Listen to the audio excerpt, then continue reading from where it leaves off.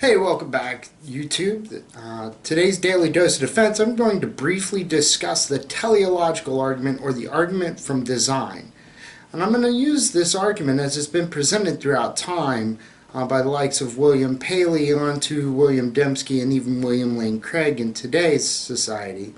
And this argument from design is briefly, it's just a showing that the world is complex, and the complexity that we note in anything else would require a designer or creator for it.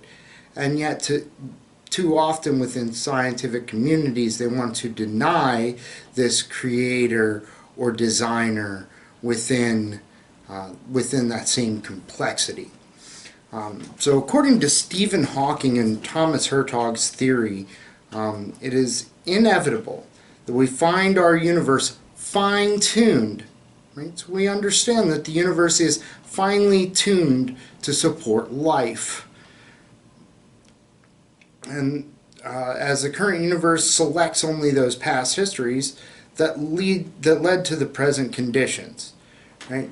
So the question of logic then is, the fine-tuning of the universe, this is a commonly accepted term within science, is fine-tuning. The fine-tuning of the universe is due to physical necessity, chance, or design. That's premise one. Second premise says it's not due to physical necessity or chance. Therefore, it is due to design. On physical necessity, Stephen Hawking has said that the M theory cannot predict the parameters of the standard model. Obviously, the values of the parameters we measure must be compatible with the development of life, but within the anthropically allowed range. The parameters can have any values. So much for string theory predicting the fine structure constant. He wrapped up his speech by saying, even when we understand the ultimate theory, it won't tell us much about how the universe began. It cannot predict the dimensions of spacetime, the gauge group, or other parameters of the low-energy effective theory. It won't determine how energy is divided between conventional matter and cosmological constant or quintessence. So, to come back to the question, does string theory predict the state of the universe? The answer is that it does not. It allows a vast landscape of possible universes in which we occupy an anthropically permitted location. Now, this is to commit what's called the gambler's fallacy. The gambler's fallacy is basically to say that if somebody walks into a casino and they see somebody roll craps the first two times that they roll, they would assume that this person has been rolling for a while. Well, it's not necessarily true that that person's been rolling for a while. It could be their first two rolls. So basically, within that fallacy, it shows that there's no need, right? Physical necessity has no need for creating the universe.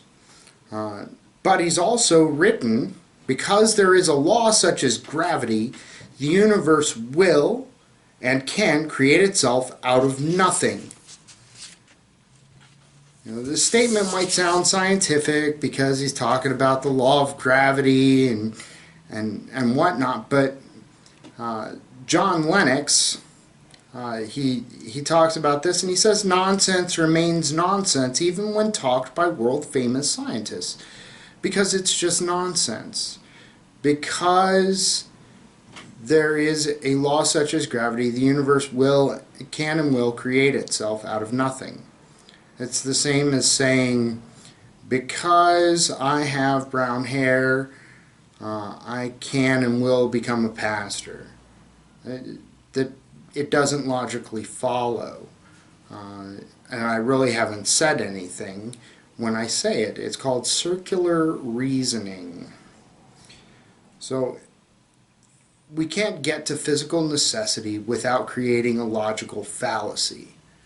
So that tells us it's not physical necessity. So was it then chance? So somebody who worked with Hawking named Roger Penrose, he claims that in order to produce a universe that even roughly looks like ours, its initial conditions among some generic set must have been fine-tuned with the precision of 1 to 10 to the 10th power to the 123rd power, arguably the largest number ever conceived. He concludes that all atoms in the universe would not suffice to write it out in full. If you put a 0 on every atom in the universe, that you wouldn't be able to write the full number out touching each atom. He also says, they'll say you don't want such and such a theory or so and so a theory because that requires fine-tuning or something like that. Well, there's got to be fine-tuning. This is fine-tuning. This is incredible precision in the organization of the initial universe. This is effectively him saying it's not chance that produced the universe.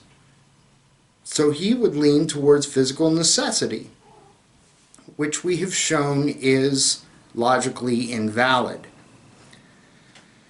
This leads us to the conclusion, since it's not physical necessity and it's not chance, it is due to design. So William Paley, in his natural theology, he develops this concept of it being from design using a watchmaker. He says if you were an indigenous person and you were walking through a forest and you'd never seen a watch before, and then you saw one on the ground, you would pick it up and you would see the complexity of it. And you would understand that somebody had made that watch. He says, likewise, the universe, we can look at it and we can see the complexity and see the need for a designer. And since we see this need for a designer, it leads us to this fact that, or this need for design, it would lead us to a designer. If one sees design in things such as buildings, cars, or even a watch, how do we not see design from the code that is written within our DNA? The level of complexity in DNA greatly outweighs the level of complexity of a building. Yet you wouldn't believe that a building just comes into existence. The crux of the matter shows that design is the best explanation for why there is life on Earth rather than there being no life on Earth. Thanks for watching today's Daily Dose of Defense, and God bless.